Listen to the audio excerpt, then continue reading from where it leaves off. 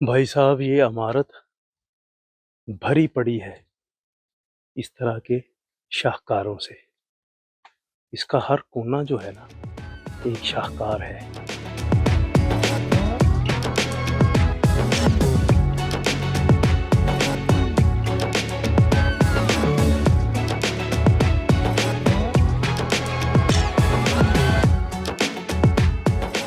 ए hello hi अस्सलाम वालेकुम आदाब चाओ। मुसाफिर is here with the new vlog. भाई साहब मुसाफिर के सफ़र में आज आसार कदीमा की एक खूबसूरत और इंतहाई दिलचस्प कहानी है। खूबसूरत इसलिए कह रहा हूँ कि जिस जगह पे मैं ये खड़ा हूँ यहाँ पे ये तारीख लिखी गई है पाउलो ओरसी साहब की, जो कि पैदा हुए 1859 में और 1935 में इनका इंतकाल हुआ। और इन्होंने आसार कदीमा के लिए बहुत सी खिदमात सर अंजाम दी है। आसार कदीमा के लिए इसलिए इन्होंने बहुत सी खिदमात सर अंजाम दी हैं कि इन्होंने सिचिलिया में और कलाब्रिया एक शहर है इटली का। वो भी एक बहुत कदीम शहर है। किस दिन उस शहर की भी सैर करेंगे भाई साहब। लेकिन फ़िलहाल आज हम रोवरेतो में हैं तो रोवरेतो की बात करेंगे। तो इन्होंने रोवरेतो में और कलाब्रिया में और सिचिलिया में बहुत सा आसार कदीमा के लिए काम किया। तो इनकी मुख्तसर सी जो खिदमात थी और तारीख़ ये थी। लेकिन हम मौजूद हैं इस वक्त रोवरेतो की मशहूर लाइब्रेरी और म्यूज़ियम के सामने। इसकी भी साथ में बात करेंगे, इसके अंदर घूमे फिरेंगे और आपको इसके अंदर का माहौल दिखाएंगे। आजा भाई।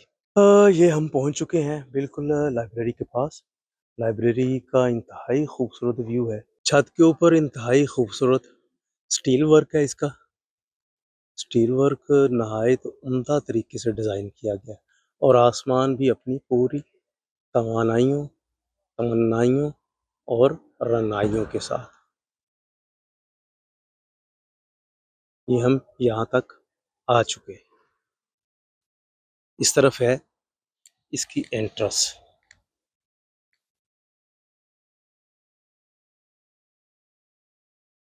ये हम इसकी एंट्रेंस में जा चुके।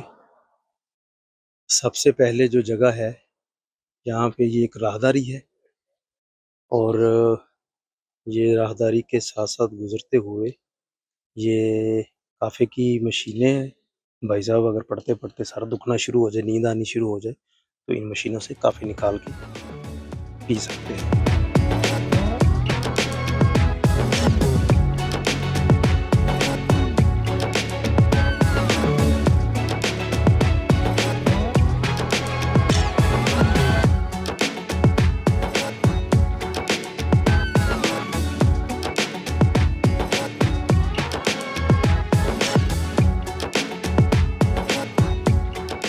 तो मैं बाकायदा इस जगह पे पहुँच चुका हूँ और भाई साहब यहाँ पे ऊँची आवाज़ में बोला नहीं जा सकता। ये लाइब्रेरी है, लोग पढ़ते हैं यहाँ पे, डिस्टर्ब नहीं कर सकते, रौला खप नहीं पा सकते बिल्कुल भी, अलाउ नहीं है, आहिस्ता-आहिस्ता बोलना है। लेकिन जहाँ पे जितना-जितना बोल के मैं आपको बता सकता हूँ। लेकिन भाई साहब इस लाइब्रेरी की, इस म्यूज़ियम के अंदर सफाई ने, डिसिप्लिन ने और इसके आर्किटेक्ट ने घुमा दिया, फुल मज़ा करवाया। ये मेरे सामने पूरा मैप लगा दिया उन्होंने कि अगर आप लाइब्रेरी में आए या बाहर मेन रोड से आए तो आपको कोई भी डिस्टर्बेंस ना हो किसी भी एरिया को ढूंढने के लिए। फिलहाल हमारा ये तय पाया कि हम इसकी आउटसाइड देखेंगे, इसकी छत पे जाएंगे कि लाइब्रेरी की छत कैसी है और छत से इसका व्यू कैसा दिखाई देता है। ऊपर तो दरख्त है, ये पीछे पहाड़ है, लेकिन हम ये सीढ़ियाँ चढ़ते हुए इसकी छत पे, भाई इन्होंने कोई कोना खाली छोड़ा नहीं है कि जहाँ से इसके आर्किटेक्ट का हुस्न ना झलकता हो। इसका पूरा हुस्न दिखाने के लिए इन्होंने हर जगह मेहनत की है और बहुत मेहनत की है। और ऊपर ये एक खुली जगह आई थिंक प्ले ग्राउंड के तौर पे छोड़ रखी है। वो पीछे पहाड़ों पे बर्फ, बर्फ की सफेदी, सफेद रंग की, मतलब पहाड़ों ने चादर ओढ़ रखी है। व्यू बहुत खूबसूरत था। मैंने सोचा यहाँ पे खड़े होके थोड़ी-सी बात की जाए, क्योंकि इसके ऊपर जाने की जगह और भी है अभी लाइब्रेरी की छत पे जाने के लिए। अच्छा, ये दो मैं बार-बार कोई एक चीज़ बोल रहा हूँ, कभी लाइब्रेरी बोल रहा हूँ, कभी म्यूज़ियम बोल रहा हूँ। लेकिन ये इकट्ठा ही है सारा सिस्टम यहाँ पे लाइब्रेरी का और म्यूज़ियम का। क्योंकि पाओलो ओरसी जो आर्कियोलॉजिस्ट थे, उनकी याद भी यहाँ पे मौजूद है यादगार, और उनका जो कुछ आर्ट वर्क है वो भी मौजूद है यहाँ पे। लेकिन बहुत सी तारीख़ी कुतुब भी यहाँ पे मौजूद हैं, किताबें पढ़ने को अतालवी ज़ुबान में, अंग्रेज़ी ज़ुबान में। मैं मज़े की बात बताऊँ, मैंने एक दफ़ा तरेंतो की लाइब्रेरी विज़िट की, तो वहाँ पे मुझे 3 अपने बाकमाल राइटर्स की बुक्स देखने को मिली। बड़ी खुशी हुई देख के। सबसे पहले तो अल्लामा इकबाल साहब की मिली किताब मुझे देखने को वहाँ पे। फिर अपाकुस याबानो की और इशफ़ाक अहमद साहब की। ये 3 बुक्स देखने को मिली मुझे। बड़ी खुशी हुई कि इटली की लाइब्रेरी में ये 3 बुक्स मौजूद हैं हमारे 3 बड़े राइटर्स की। तो यहाँ पे भी अभी अंदर जाके बुक्स को तो नहीं खंगाला, क्योंकि थोड़ा-सा रश है ज़्यादा। तो वहाँ पे साथ-साथ काम करना, वो थोड़ी-सी डिस्टर्बेंस, तो कोशिश करता हूँ अगर आज मैं वो थोड़ी-सी पोलापाली कर सकूँ। इतनी खूबसूरत जगह पे अगर, और इतने कमाल के माहौल में अगर लाइब्रेरी हो, कौन कमबख्त है जिसका पढ़ने को जी नहीं चाहेगा। इतने पुरसकून और खूबसूरत माहौल में बैठ के पढ़े। चल भाई, नीचे चलते हैं, नीचे जाके मज़ीद देखते हैं।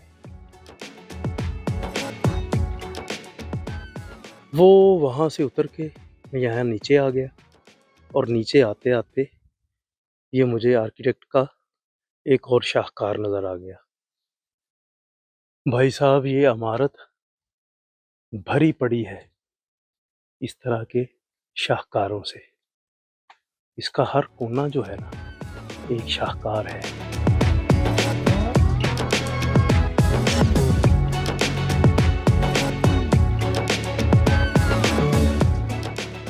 मुझे तो ये समझ में नहीं आ रहा, ये आज का व्लॉग ख़त्म हो पाएगा या नहीं। इतनी खूबसूरती, यहाँ से भी कमाल का व्यू है। हाय! कुछ इस तरह से है व्यू मेरे पीछे। वो शुक्र है मेरे रब्बा, मेरे मुँह ते भी कोई सूरज पिया किसे पासों, ते मैं थोड़ा जिहा जगमग हो के नज़र आया, वरना मैं बहुत ही नेरे-नेरे च नज़र आ रहे थे। उसकी वजह ये है कि जहाँ पे भी खड़े होके मैंने बात की है, वहाँ पे छाँव थी। इसलिए मैं खुद ही हाँ, वो थोड़ा-सा अंधेरे-अंधेरे में नज़र आ रहा। लेकिन ये है कि ठीक है यार, मैं अभी चंगा भला मैं परेशान हो गया सी उत्थे करके, ते मैं इंज दा किवें हो गया। ਲੈ चंगी भली तारीखी गल करदे मैं कि चल भाई यहाँ से निकल। वो आगे जाके वो एक और शाहकार है वो मेरे पीछे, वो दिखाता हूँ। भाई साहब, ये कमाल की चीज़ है, ये मैं बताता हूँ अभी क्या है। ये लिखा हुआ है मेरे पीछे, मेमोरिया, मेमोरिया, ओब्लियो। वो मेमोरिया का ए यहाँ पे एंड हुआ, और यहाँ से